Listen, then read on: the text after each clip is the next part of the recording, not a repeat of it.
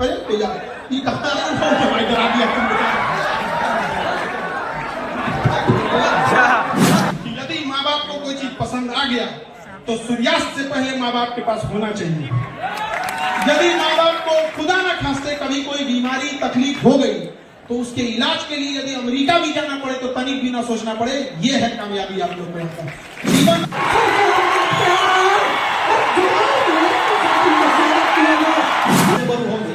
बहुत जल्द इस कार्यक्रम का विधिवत शुभारंभ। महिलाओं को आगे बढ़ाने के लिए हम सरकार से भी कहते हैं कि महिलाओं के एजुकेशन पर से जीएसटी हटाया जाए और यह जैसे हटेगा महिलाओं पर से जीएसटी।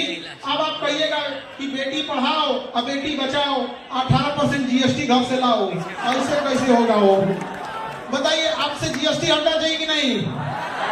अच्छा पुरुष लोग समझो, जिस दिन महिलाओं से जीएसटी हट जाएगा एजुकेशन पे, फिर हम लोग कहेंगे ये भेदभाव हो रहा है, बराबरी होना चाहिए, हम लोग का विरोध करते हैं। तो हम यहाँ पर याद रखिएगा पुरुषों की मदद महिलाएं ही करेंगी। पहले हम लोग को लड़ाई लड़नी है किसके लिए? महिलाओं के लिए, कि भैया उनका जीएसटी हटाओ। जब उनका जीएसटी हट जाएगा तो ये जिम्मेदारी महिलाओं पे होगी कि हमारे भाइयों के साथ भेदभाव क्यों, शिक्षा पर सबका अधिकार है, उनका भी हटाओ। नहीं होना चाहिए।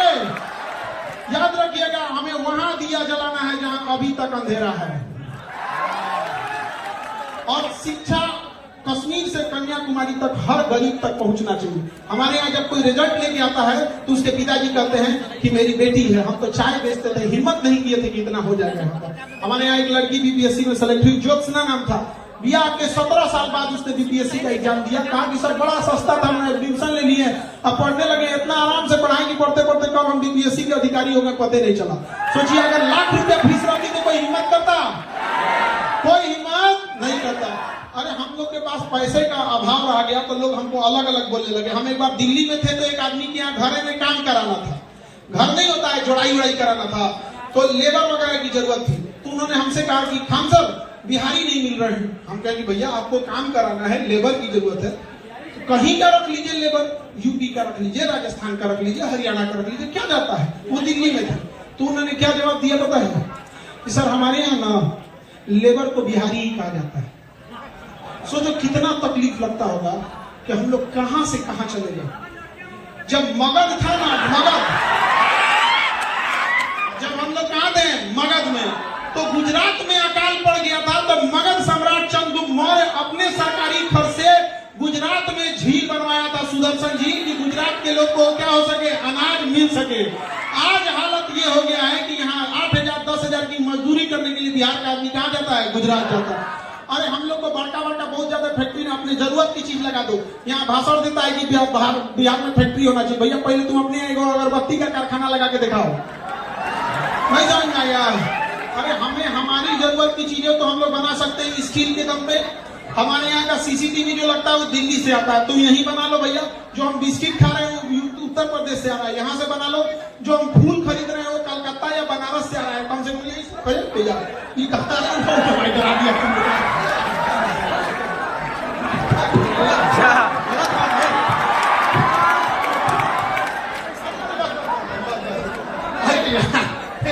इसको क्या होगा, हमको लगा बीमार पड़ गया बेचारा।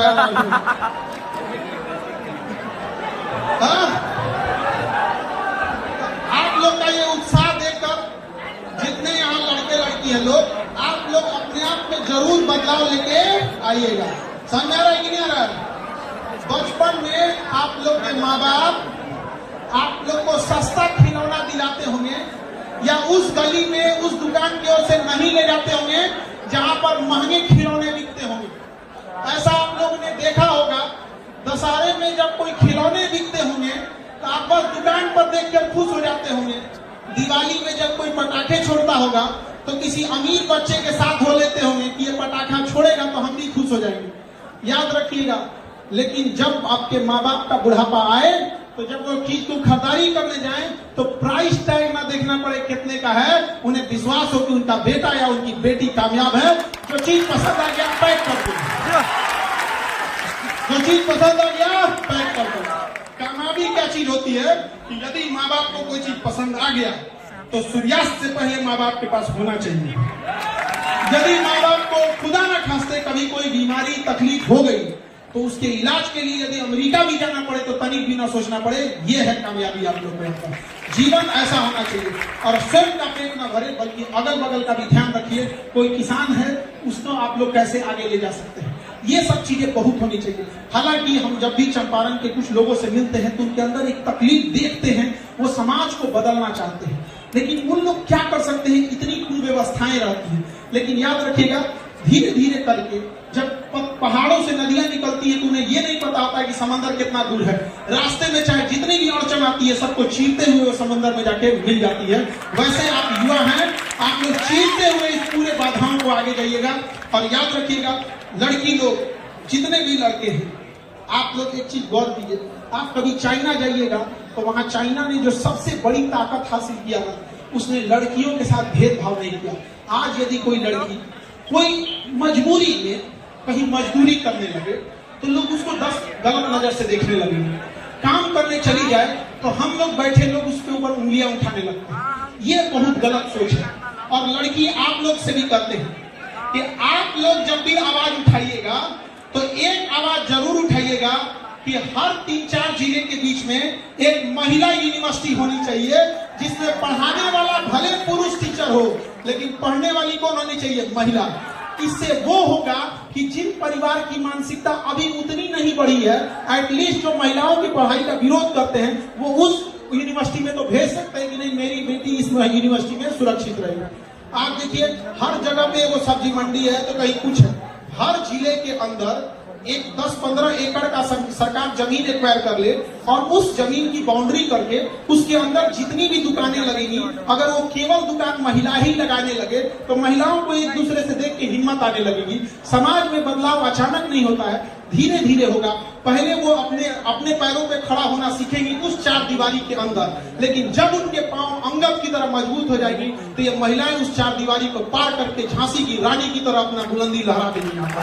इसलिए जरूरी है एक छोटे से शुरुआत करने के लिए। और आप लोग को देख के लगता है कि जरूर वो शुरुआत, हमको लगता है कि चंपारण की धरती से ही होगा, ये तो क्रांतिकारियों की धरती रही है, पता नहीं क्या है इसमें, जिसको देखो यहीं से चीज क्या करता है, शुरुआत करता है यहाँ पर। अब चूंकि आप लोग की संख्या इतनी ज्यादा है, ऑडिटोरियम में जगह नहीं है, आप लोग तब से खड़े हैं लोग, हमें भी ठीक नहीं लग रहा है। और इतनी ज्यादा संख्या से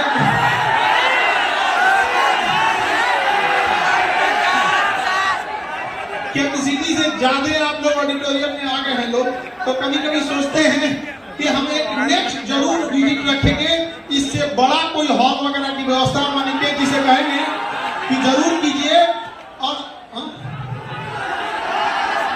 अब हमें यहाँ ज्यादा आइडिया नहीं है, गांधी मैदान तो पटना का भी बहुत बड़ा है, यहाँ भी बहुत बड़ा है, तो यहाँ भी हम जरूर आए। और हम ये चीज जरूर चाहेंगे कि आप लोग जब भी मिले तो एक दूसरे का हाथ से हाथ मिला के चलना सीखिए। अगर आपको कहीं जल्दी पहुंचना है तो अकेले दौड़ जाइए, लेकिन अगर आपको बहुत दूर तक जाना है तो साथ लेके चलिए। याद रखिएगा दूर की मंजिल अकेले नहीं होती है, क्योंकि रास्ते में बहुत बार आंधियां तूफान आते हैं, फिर एक का हाथ पकड़ के रहते हैं। और जब आप अपनी कामयाबी की सीढ़ियां चढ़िएगा तो याद रखिएगा सीढ़ियों पे मिलते हुए कुछ लोगों का चेहरा याद रखिएगा, क्योंकि जब आप बुलंदी से नीचे उतर रहे होंगे तो उन्हीं लोगों से मुलाकात होगी। यदि मुंह मोड़ कर गए होंगे तो लौटने टाइम वो भी आपका सहारा नहीं बनेगा। और जिंदगी की रफ्तार ऐसे रखिएगा कि दुश्मन चाहे आगे निकल जाए लेकिन एक दोस्त पीछे नहीं छूटना चाहिए। भरोसा होना चाहिए मेरा दोस्त कामयाब हुआ है, वो हमें जरूर क्या कर लेगा, निकाल लेगा। समझ रहा है कि नहीं आ रहा है? और वहां से क्या हो गई, लापता हो गई है मंजू देवी नाम है इनका। खान साहब